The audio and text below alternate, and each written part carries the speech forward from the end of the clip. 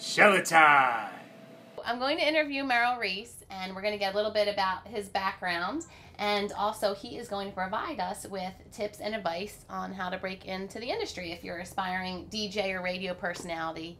So you graduated, so on another note, you graduated from Temple, and you were doing the play-by-play there. And I also read that you actually had your own music show. Oh, that was at the beginning of when I was a freshman in college, and we had the little student station, and I used to bring in 6 records and, you know, little 45 records and put them on and say, here is and here's that. That's just to get started. Oh, goodness knows. It was some sort of, you know, 60s music. Right. That's interesting, though. I was so probably surprised. The Platters and Connie Francis. The Platters. Smoke, a little smoke gets it's in your eyes. Yeah. What else do you think is the biggest key to your success? I think the fact that I am passionate, the fact that as I go into my 37th season, I work every bit as hard as I did during the first season. I never approach a game and say it's just another game. And that's if the team is winning or if the team is losing. Their performance has nothing to do with my performance, other than obviously if it's a great season and there's winning games, your so-called script is better. There's more excitement in the broadcast. Right. But I think the fact of the matter that I've never taken anything for granted, and that when I get to do a game and it's a Sunday morning and I wake up, I am nervous. I am very, very nervous because I've worked all week. And I've read everything, and I've looked at game tape, and I've spent hour after hour after hour in preparation. The easiest part of my job is once the game begins, and then I just react and broadcast the game.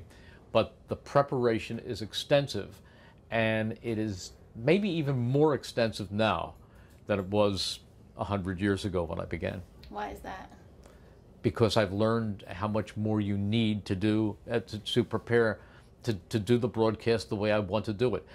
Somebody, I guess I'm throwing out a lot of old cliches, but somebody, Dick Vermeil, in evaluating football players, used to tell them that you've got to practice hard every day, because in this field, nobody ever stays the same. You either get better or you get worse. And I believe that as a broadcaster, that every off season I review the tapes of the previous year because it is my desire to be better, not worse.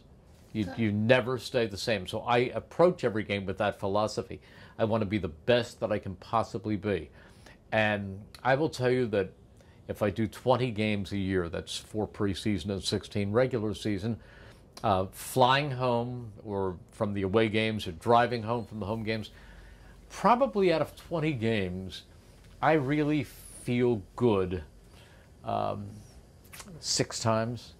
And the rest of the time I'm thinking to myself, well, it was okay, but I wish I had said this, right? Gosh, I missed that number, or this. I'm never satisfied. I'm never satisfied. I never say, great job, you were, I always feel there's always room to be better. And I believe that's the key to anything. Whether you're a golfer or a tennis player or a football player or a doctor or a teacher, I think we all have to strive to be the best we possibly can every single day. All right, ready, set, boom. The kick is away. It's got the distance. It's got the direction. It's good. Yay!